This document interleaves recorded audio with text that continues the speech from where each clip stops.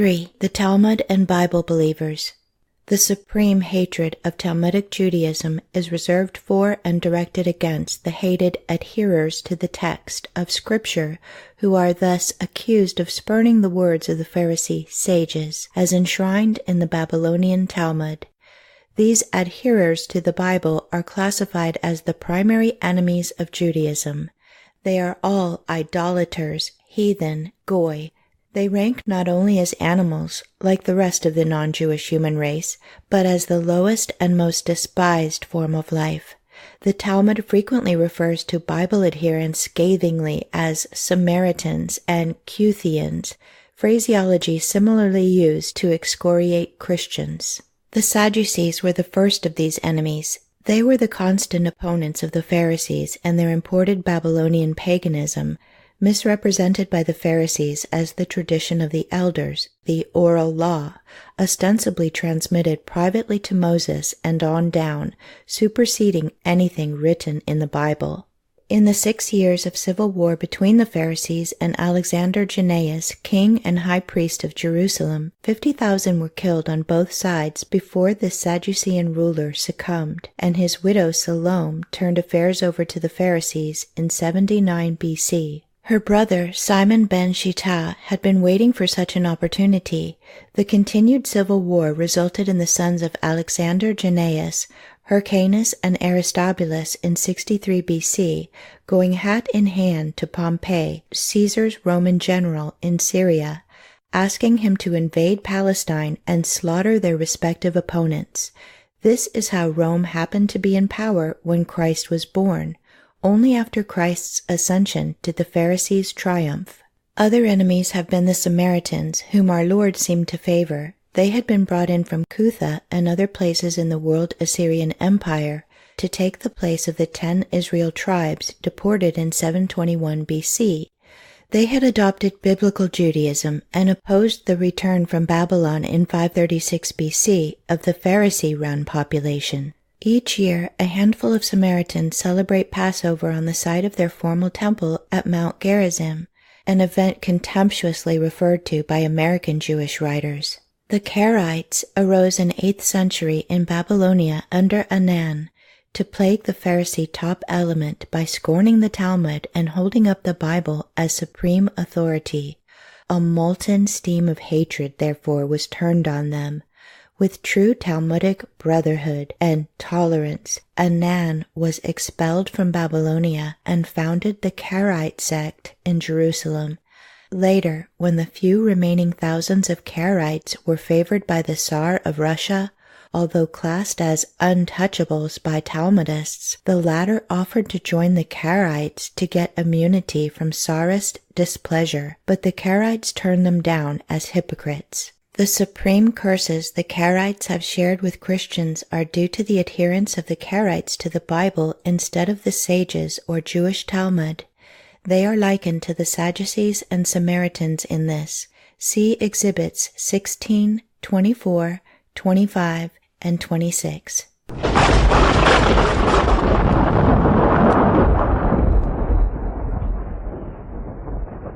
Talmudic anti-Christianity. The ultimate object of hatred in Talmudic Judaism is Christ, and the targets of Talmudic hatred are not just Gentile non-Jews, quote, the people who are like an ass, slaves who are considered the property of the master, end quote. Talmud, Kethuboth 1:11a. Hyperlink below. Of these non-Jews, the Christians are most insanely hated and loathed because their doctrines are the opposite of every Talmudic doctrine. They rank not just as animals like the rest of non-Talmudic humanity, but almost as vermin to be eradicated. Language in the Talmud is virtually exhausted to find foul and hated names for Christians. Min, plural minim, is used throughout the Talmud as a term to designate Christians. In the Shemona Ezra, or 18 Benedictions, the word has been changed from time to time as wary non-Jews became aware of its meaning. Note at the left column of Exhibit 284 that Zadukim was substituted and Epicurism. In the right column of Exhibit 284, we see Epicurean substituted by Maimonides, a Talmudic pillar. Reference is made to uncensored Talmud editions, Barakoth 28b, left column, same exhibit, Sanhedrin 27a, Horayath 11a, and Gittin 45a. The Barakoth statement reads, quote, "The benediction relating to the minim was instituted in Jabna, Palestine, after the rest," end quote. The harangue goes on to decree vengeance against anyone leaving out the benediction against the minim, quote, "because we suspect him of being min," end quote. Quote, "The censored, i.e. editions, have mumur," end quote, says this exhibit from the Jewish Encyclopedia instead of minim, and in Sanhedrin 27a, mumar is used to denounce as wholly disqualified one who eats meat which is not slaughtered in kosher manner, thus showing, quote, his contempt for the law, end quote, parentheses, of the Talmud, end paren. The Horayath 11a from the Talmud, page 79 of the Sonsino edition, not reproduced here, is another tirade against those who rank below, quote, common people, end quote, the minim. It cites those who drink wine dedicated to an idol, referring to Holy Communion. Christ is always the idol denounced by the Talmud, while real idolatry in regard to spirits, planets, child burning to Molech, Baal filth are permitted in Judaism. Present-day Jews keep up a continual propaganda that burning anti-Christian, immoral, or subversive books is the depth of bigotry, bias, and intolerance. But the teaching in Sabbath 116a of the Talmud is even cited in the Jewish Encyclopedia under Gentiles, which holds that Christian books should be burned, quote, "without regard to the name of God appearing therein," end quote. See Exhibit 273, right-hand column. Characteristic of charging as a crime against others what Talmudists themselves are doing, a Sanhedrin passage denounces Christ as a sorcerer. Talmud Exhibit 76. It was to refute this Talmudic teaching of hate against Christ that Martin Luther wrote his Schemhamferis, on the charge that Christ did his miracles by sorcery using the Tetragrammaton, which in some Talmud passages he is said to have stolen and hidden in his flesh. Christ was amazingly correct in designating the Talmudic Pharisees as children of the father of lies, John 8:44.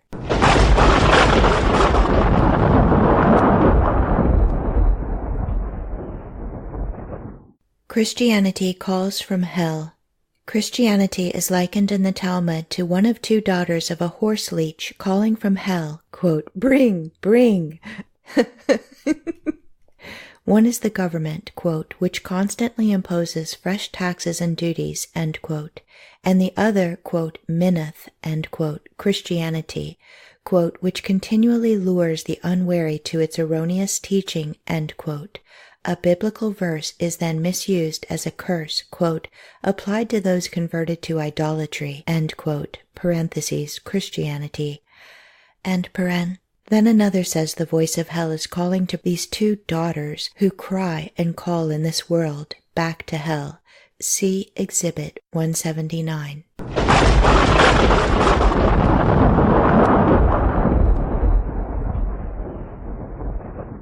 Incest, preferable to Christianity.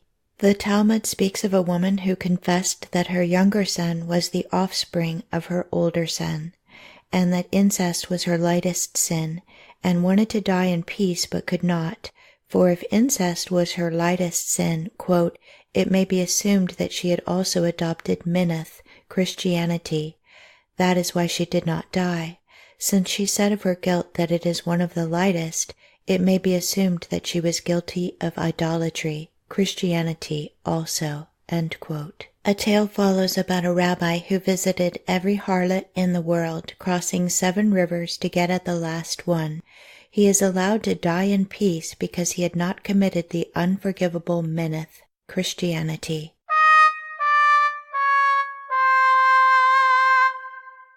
Talmud Abada Zara 17a, Exhibit 180.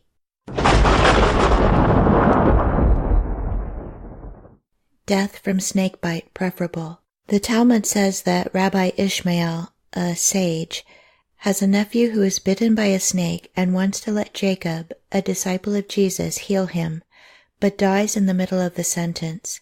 The rabbi thereupon exclaims, quote, "Happy art thou, Ben Dama, for thou wert pure in body, and thy soul likewise left thee in purity." End quote.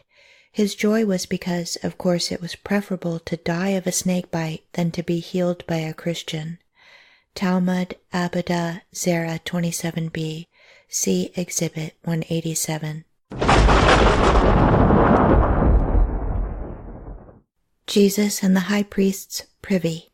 The Talmud tale is told that because of talking to a Christian disciple of Jesus, a rabbi is suspected of being pro-Christian, which makes him deeply ashamed. He tells the lie that Jesus taught that the hire of a harlot may be used to build a privy for the high priest. Abada, Zera 16b through 17a. This last pleased the rabbi very much, he says, Exhibit 178. This filthy and false story to defame Christ is used in a typical Pharisee lie by Rabbi Louis Finkelstein in his publication, The Pharisees. See pages Roman numeral 15 through 16 of the foreword. Exhibits 1, 2, and 3 herein are from the same publication. Any epithets directed at Pharisaism by Christians in the early centuries, Finkelstein ascribes to conflict between Christians and, quote, their former comrades who continued loyal to unaltered Pharisaism. Nevertheless, the Pharisee and the Christian remained sufficiently close to regard one another with respect, end quote. Then the above Rabbi Eliezer is used as a compliment. Quote, Rabbi Eliezer ben Hyrcanus, one of the most orthodox of the sages, offered high praise to an interpretation of Scripture given by an early Christian, end quote. Abada, Zera 17a. This is the self-same libel on Christ. More lies to fool us. At the time the Jewish Encyclopedia was published in 1905, there was no English translation of the Talmud with identifying folio numbers. The first, by Rodkinson in 1903, was not only abridged, but also without folio numbers. Only with the relatively recent Sonsino English translation of the Talmud do we have folio numbers and overt, unmistakable references which require no argument or interpretation for non-Jews. However, in 1905, lies concerning the Talmud were quite safe from prying non-Jewish eyes. The 1905 Jewish Encyclopedia states, quote, during the first century of Christianity, the rabbis lived on friendly terms with the minim, end quote, parentheses, Christians, end paren. Anyone familiar with the liquid fire turned on Pharisaism by Christ in the New Testament is not fooled by this. However, to buttress this lie, the above false privy tale attributed to Jesus is told as though it indicated friendliness. Abada, Zera 16b through 17a. Concerning the above anti-Christian snakebite story from the Talmud, the encyclopedia then states, Exhibit 267 herein, quote, Ben Dama, a nephew of Rabbi Ishmael, having been bitten by a snake, allowed himself to be cured by means of an exorcism uttered by the Min, Jacob, a Judeo-Christian, end quote. Does not this one series of circumstances once again illustrate how amazingly correct Christ was in designating the Pharisees as children of the father of lies? Jesus knew the Talmud. Rodkinson, M. Levi Frumkin, who made the first English translation of the Babylonian Talmud, asks, in the section on the history of the Talmud, quote, is the literature that Jesus was familiar with in his early years yet in existence in the world? Is it possible for us to get at it? To such inquiries, the learned class of Jewish rabbis answer by holding up the Talmud. The Talmud, then, is the written form of that which, in the time of Jesus, was called the tradition of the elders, and to which he makes frequent allusions. End quote. See Exhibit 27. The Talmud and Mary, mother of Jesus. Mary is called, quote, Miriam, a dresser of women's hair, end quote.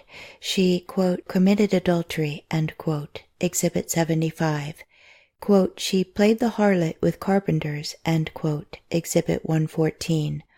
All rabbinical sources ascribe to Jesus, quote, illegitimate birth. The seducer was a soldier by the name of Panthera, also called Pandira and Stata, end quote. Quote, Pappus, husband of Mary, has nothing to do with the story of Jesus and was only connected with it because his wife happened to be called, quote, Miriam, Meryl, and was known to be an adulteress, end quote. All the life of Jesus, parentheses, Toledot Yeshu, end parentheses. Quote, editions contain a similar story of a dispute which Jesus carried on with the scribes, who on the ground of that dispute declared him to be a bastard, end quote. Jewish Encyclopedia, Jesus, Exhibit 277. Christ as Balaam. Under the name of Balaam, the most lewd Talmud passages concerning Jesus appear. Proof that Jesus is called Balaam is found in the Jewish Encyclopedia under Balaam, which, after enumerating his alleged loathsome qualities, states, quote, hence the pseudonym Balaam given to Jesus in Sanhedrin 106b and Gittin 57a, end quote. See Exhibits 111 through 115, Exhibit 274, 275, 278, and 279. In the same article, we are told that the Talmud likens the gospel Christians and Christ to Baal sex worshippers because of whose abominations 24,000 Israelites died of plague at the time of, quote, Balaam, end quote. Numbers 25 verses 1 through 9. Because, quote, Balaam, end quote, had been asked to curse the Israelites but instead did not and foretold the coming Messiah, Numbers 24 verse 17, the flimsy pretext is made that Jesus was a curse like Balaam.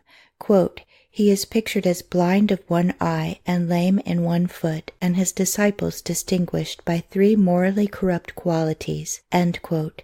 He is called, quote, one that ruined a people, end quote, and his churches are likened to nudist Baal worship. Quote, this hostility against his memory finds its climax in the dictum that whenever one discovers a feature of wickedness or disgrace in his life, one should preach about it, end quote. Sanhedrin 106b. Turning to Exhibit 114, which is Sanhedrin 106a through 106b of the Talmud mentioned above, we see the likening of Jesus to the supposed act of Balaam in causing 24,000 Israelites to go whoring and die of the plague, parentheses, some 1,450 years before Christ was born, end parentheses. He is due for his, quote, reward, end quote, for this infamy. His mother Mary is, quote, she who played the harlot with carpenters. They subjected him to 4 deaths, stoning, burning, decapitation, and strangulation. He was 33 or 34 years old, end quote. Another says, quote, I have seen Balaam's chronicle in which it stated, subquote, Balaam the lame was 30 years old when Phinehas the robber killed him, end subquote, end quote. The footnote explains, quote, Balaam is frequently used in the Talmud as a type for Jesus, end quote. The mother of Jesus is identified, the 4 deaths enumerated, quote, and all the Balaam passages are anti-Christian in tendency. Balaam being used as an alias for Jesus, Phinehas the robber is thus taken to represent Pontius Pilate, and the Chronicle of Balaam probably to denote a gospel, end quote.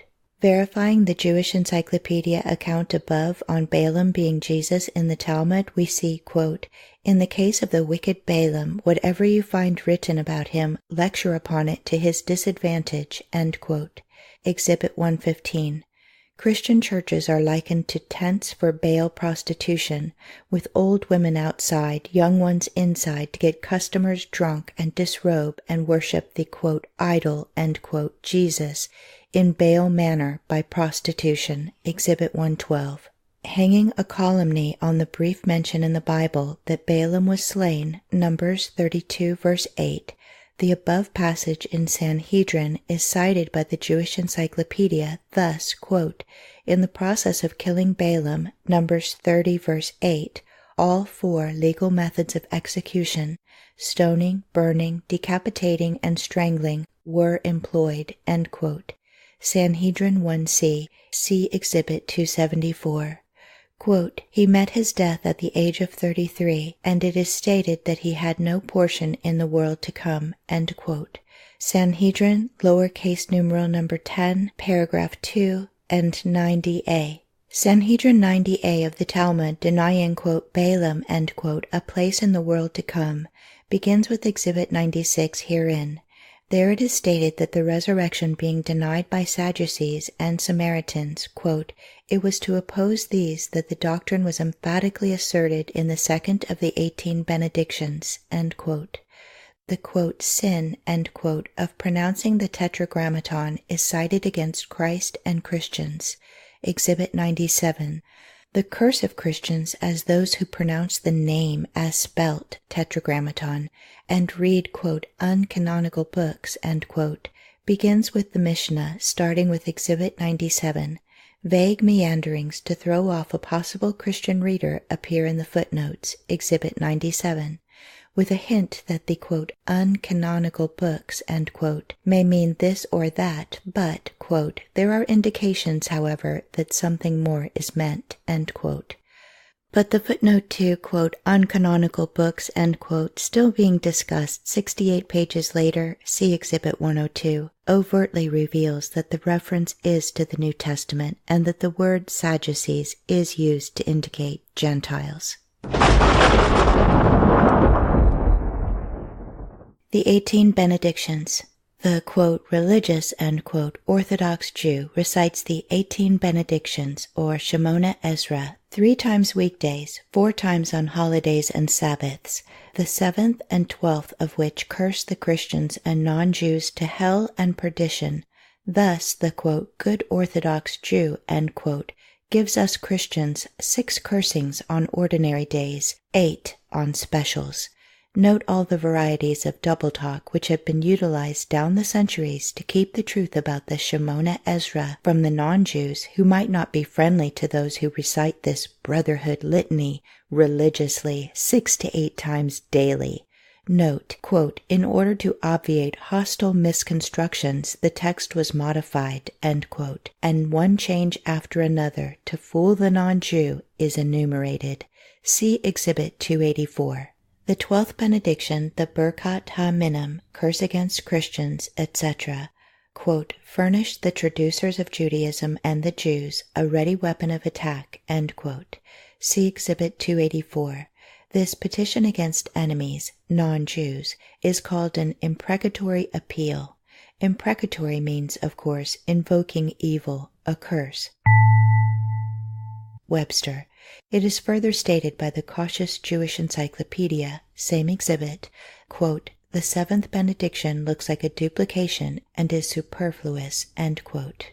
The Jewish Encyclopedia also cites a recommendation by the sages for daily recitation of the benediction, quote, blessed be thou who hast not made me a goy, end quote. See Exhibit 273. In the Talmud, the Christian is also planted in hell for eternity under a deluge of, quote, boiling excrement, end quote, if opposing, quote, Judaism, end quote. Quote, whoever mocks the words of the sages is punished with boiling hot excrement, end quote. Talmud, Gittin 57a, Exhibit 202. On the same page where the ordinary Christian gets this eternal fate, Christ is similarly punished forever in hell with, quote, boiling semen, end quote. The Talmud, 5 deaths to Jesus.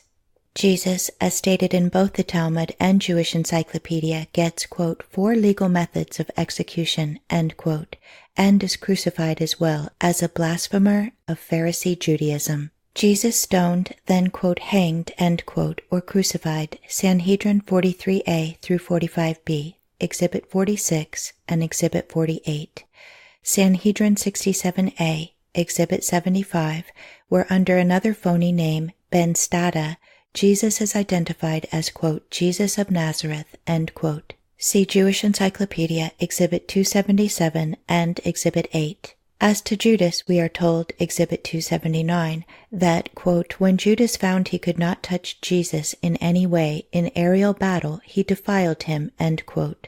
The, quote, privy concept, end quote, once again, which runs through the Talmud. Jesus' apostles all killed, Sanhedrin 43a and b, Exhibit 47.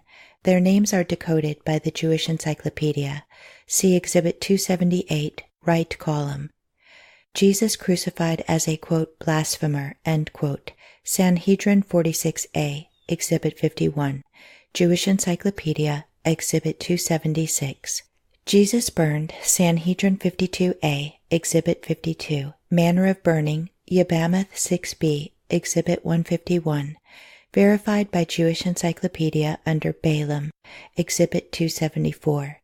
He is, quote, lowered into dung up to his armpits, then a hard cloth was placed within a soft one, wound round his neck, and the two loose ends pulled in opposite directions, forcing him to open his mouth.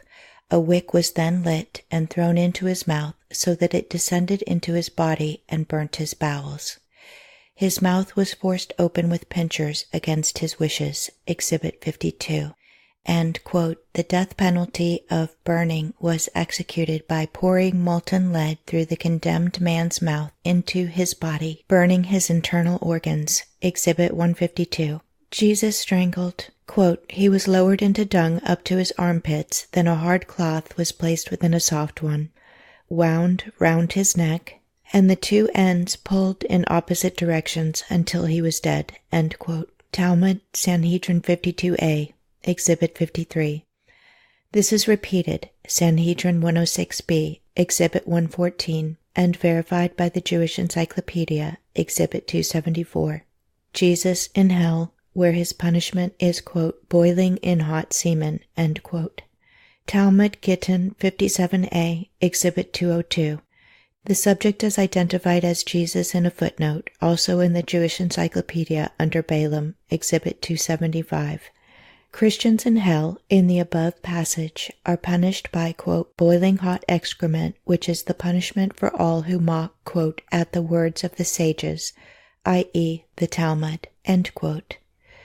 Jesus, quote, committed bestiality, end quote, corrupted the people, end quote, is, quote, turned into hell, end quote. Talmud Sanhedrin 105a, Exhibit 106 and Exhibit 107.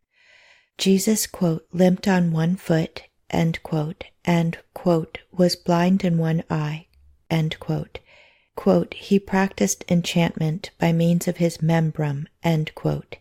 Quote, he committed bestiality with his ass, end quote. He was a fool who, quote, did not even know his beast's mind, end quote. Talmud Sanhedrin 105a through 105b, Exhibit 108 and 109. The ridiculous and foul misuse of Judges 5 verse 27 about Sisera's dying convulsions, meaning sexual intercourse, is here applied to Jesus with a footnote, quote, explanation, end quote, of Judges 5 verse 27, quote, this is taken to mean sexual intercourse, end quote. Jesus attempts to seduce women, is excommunicated by a rabbi, and then worships a brick, was a seducer of Israel, and practiced magic.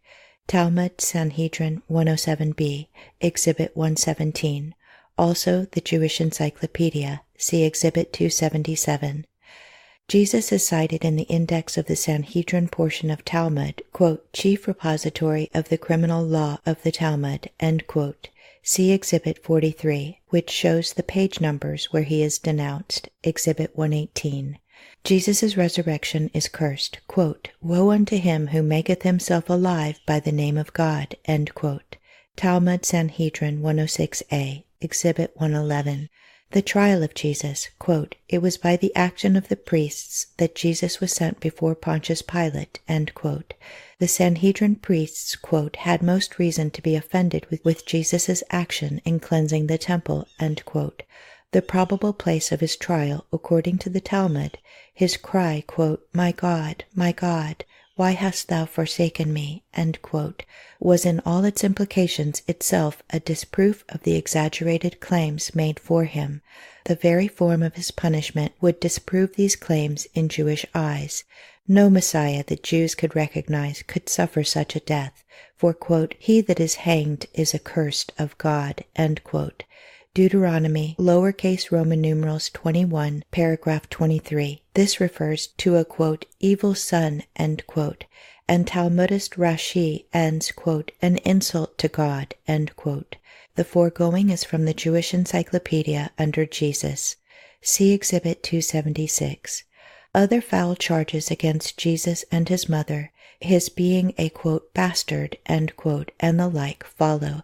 Exhibit 277 from the same encyclopedia.